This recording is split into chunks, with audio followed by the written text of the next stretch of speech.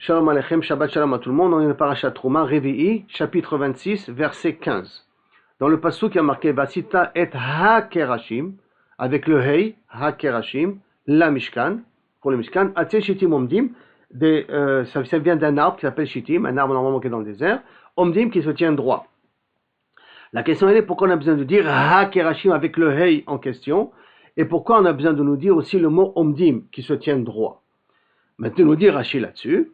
Que veut dire le mot Atzeshitim, Vasita et Ha-Kerashim, avec les marques Vasita Kerashim, sans le Hei, que Moshe Nehemar, Berkol Davar, comme on dit dans chaque chose, Maou Ha-Kerashim, que veut dire le Hei en question, mais Otam Amdim Bamiyuchadim Lekar. Et là, c'est pour mettre l'accent sur des poutres qui étaient déjà réservées à ça. Omdim ou Miyuchadim Lekar. Ah, c'est quoi des poutres qui étaient réservées à ça hein? Yaakov Avinu Nata Arazim Bemitzrayim. Yaakov a planté, Arazim ça veut dire des chênes. Hein? A priori, il a planté des chênes en Égypte, et quand il est mort, il a ordonné, Tziva et Banav, la lotam imahem ksheitzu mimitzrayim, de le faire sortir avec eux d'Égypte. Ve'amar lahem, la tid HaKadosh Baruch Hu vous ordonnera de faire un Mishkan. Donc le Mishkan était a priori prévu pour Yaakov d'après cette explication-là, mais Atse Shittim, à cause de Atse Shittim, donc soyez, regardez, shiu mezumani beyadchem, qu'il soit prêt entre vos mains. D'accord? C'est comme ça que Kaviachol dit Rashi. Maintenant, de notre côté, que veut dire Atzeshitim Umdim?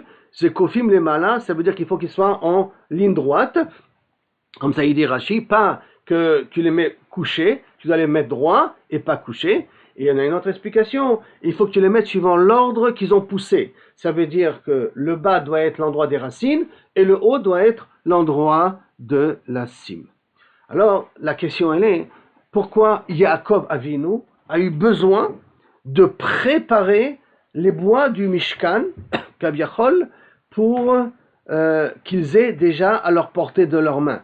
On n'a pas vu spécifiquement qu'Abraham a préparé quelque chose pour qu'ils aient la possibilité de construire le Mishkan à l'avance, a priori. Hein. On n'a pas vu qu'il y a eu une préparation quelque part. Alors qu'est-ce que Yaakov a eu besoin de Kaviachol sentir qu'il faut aider les Bnei Israël à construire le Mishkan le plus vite possible. Et, le deuxième élément aussi, pourquoi cette notion-là de Shittim Omdim, il faut que Dafka, ça se tienne vers le haut, en ligne droite, et on va d'après la deuxième explication, que ce soit les racines d'en bas et la cime en haut. Alors, il y a le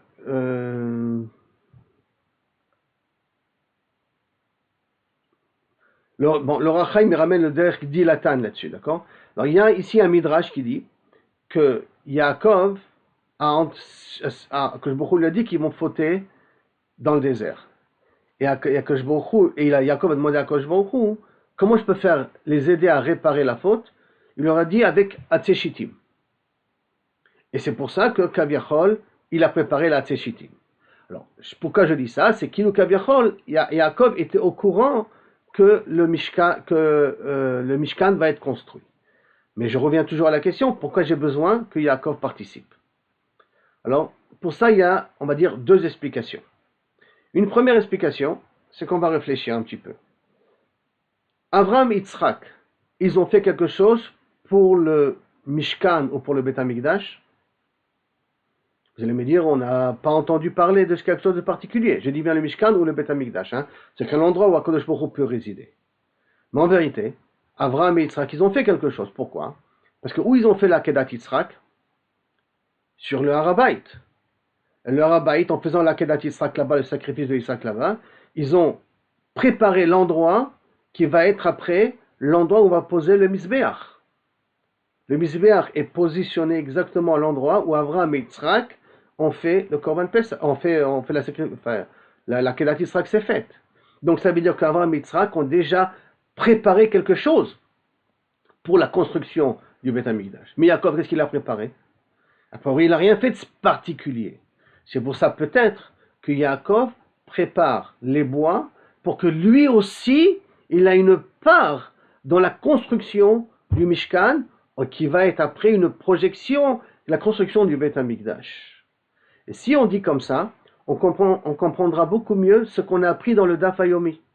On avait vu dans le Daf Hayomi que l'Atid Lavo, il y a marqué que les Goïm viendront de Har Hashem Bet Eloke Yaakov, dans la maison du Dieu de Yaakov.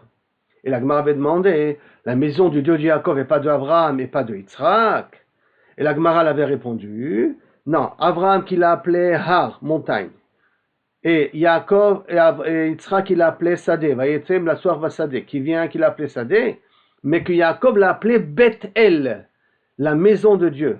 Et ils ont préféré aller à ce qui est la maison. Or, en vérité, si on réfléchit, il y a Abraham et Yitzhak, ils ont préparé le terrain, que le terrain soit apte à recevoir. Qui c'est qui a participé à la construction? En l'occurrence, on parle du Mishkan, d'accord, mais c'est déjà une préparation au Beth Amikdash.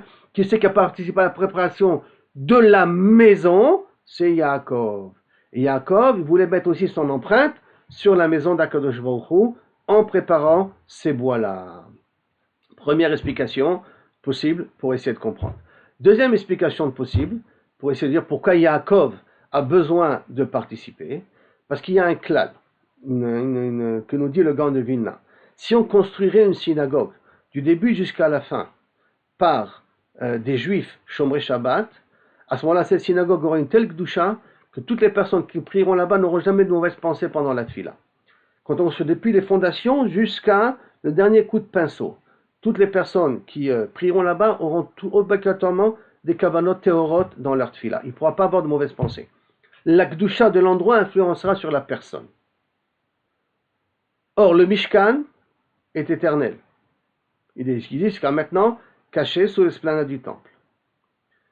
Yaakov, sachant très bien qu'ils vont devoir construire le Mishkan, comme je vous ai dit au départ, que Boukhou lui a dit, ils vont faire la faute, faire le Mishkan et tout ça, il voudrait que ce Mishkan soit éternel. Mais pour qu'il soit éternel, il faut que dès le départ, tout soit fait par des Juifs. Or, ils n'auront pas le temps d'attendre de planter pour que ça pousse. Et prendre du bois qui a déjà poussé dans le désert, on ne sait pas qui c'est qui l'a planté. C'est un élément qui ne fait pas partie de ma part ici, de mon intervention. Donc, qu'est-ce que fait Yaakov? Pour que le Mishkan soit un Mishkan éternel, lui, il veut participer même à la plantation des bois. Comme ça, depuis qu'on a planté la graine, c'est fait par des Juifs. Et pas par n'importe quel Juif, par Yitzhak, par Yaakov. Et qu'est-ce qu'il y a de spécial chez Yaakov? Yaakov, c'est le Midat HaEmet. Et comme c'est le Midat HaEmet, alors à ce moment-là, quelqu'un qui les émet, il les arise. Vous vous rappelez, on a appris, c'est le Rav Wolbe, que la zrizout permet à ce que la shrina réside dans ce qu'on fait. Parce que la shrina réside que sur les choses qu'on fait bizrizout, qu'on les fait rapidement.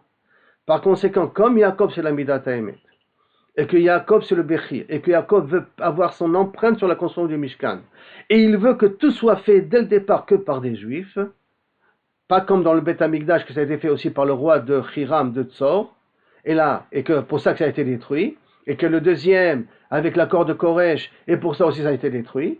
Le troisième sera fait que par nous, par Akadosh Baruch Hu ou par nous, mais le Mishkan, qui va être fait que par des Juifs, que même le bois qui a été planté, ça a été mis par des Juifs, en l'occurrence par Yaakov, que le Midat HaEmet, c'est pour cela que, Kaviachol, le Mishkan comme ça deviendra éternel, et ce sera un Mishkan qui a une Gdusha éternelle dessus. C'est pour ça que Yaakov, qui est de la Midat HaEmet, qui est la Midat HaZrizout, comme ça la Shrina puisse résider, voulait que le bois soit à leur portée de main, dès qu'ils en auront besoin, de pouvoir construire le Mishkan.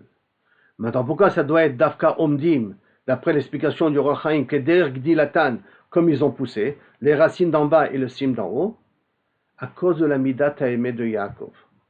Que si je suis émet jusqu'au bout. C'est-à-dire quoi jusqu'au bout? Un bout de bois. C'est vrai qu'il n'y a pas tellement de nafkamina, ce côté-là ou ce côté-là. Comme il a poussé, non. Mais si je vais à la Midat HaEmet, alors même de la façon comment je le plante, puisque ça doit être en hauteur, et en ligne droite en hauteur, ça doit être posé. Alors en hauteur, ça veut dire comme il doit se tenir droit. Alors je veux que la poutre soit posée de façon comme elle a poussé, comme ça on garde l'image du émet jusqu'au bout. C'est une métaphore de émet qu'on puisse garder jusqu'au bout.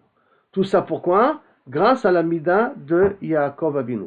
Qu'il n'y ait rien qui puisse faire la moindre petite allusion au Sheker. Comme des fois on fait quand on construit un canapé, on met à l'extérieur de la belle peinture, et à l'intérieur on ne peint pas, ou à l'intérieur on ne met pas de bonne qualité de produit. Non, il faut que ça soit du début jusqu'à la fin, de l'extérieur jusqu'à l'intérieur, fait suivant la Midat HaEmet, c'est-à-dire que c'est comme ça qu'il a poussé l'arbre, alors je veux aussi que la planche, elle soit faite dans cette direction-là. Donc en fin de compte, si vous me permettez, je reviens donc en résumé. Yaakov a voulu mettre son empreinte aussi sur la maison d'Akadosh Baruch Hu. C'est pour ça que ça s'appelle Bet Elokei Yaakov, dans le Bet Hamikdash aussi. Il a voulu mettre son empreinte sur le... Et c'est pourquoi il a voulu mettre son empreinte, comme Abraham et Yitzhak ont mis sur le terrain, lui il l'a mis sur la maison, sur le Mishkan en question. Et deuxièmement, puisque Yaakov Avinu sur le Midat HaEmet, il voulait que ce soit un Mishkan qui soit éternel. Pour qu'il soit éternel, il faut que le bois, ça a été fait par des Juifs, donc a été planté par des Juifs, et par sa Midat HaEmet. C'est pour cela qu'il a voulu les préparer au Mishkan, et à lui de planter ces arbres-là en Égypte, comme ça ils le prennent avec eux en sortant tout de suite. Donc ça voudrait dire que, maintenant du point de vue historique, il fallait couper ces bois-là avant de sortir d'Égypte. Il fallait les couper et les prendre avec eux. Qui c'est qui s'est occupé à les couper pour les prendre avec eux, je ne sais pas. Mais c'est moi de manière qu'il y avait des bois de haute de plus de 10 amotes, donc plus de 5 mètres, qu'il fallait les prendre avec eux pour la construction du Mishkan. Pourquoi? Parce que c'est Yaakov qui les avait plantés, donc il avait déjà aussi le plan du Mishkan. Parce qu'il faut savoir que les poutres ont une épaisseur d'une amma vachetzi sur une hauteur de 10 amotes. Donc tout ça, il faut aussi... et il y en a 48 poutres. Il y a encore les autres poutres qui se trouvent à l'extérieur. Donc tout ça, Yaakov savait déjà, a priori, le plan et le nombre d'arbres qu'ils en auront besoin pour construire le Mishkan en question, pour qu'il laisse une empreinte sur la construction du Mishkan. Voilà une petite idée que peut-être vous pourrez dire à table. Shelachem Shabbat Shalom ou Mevorach.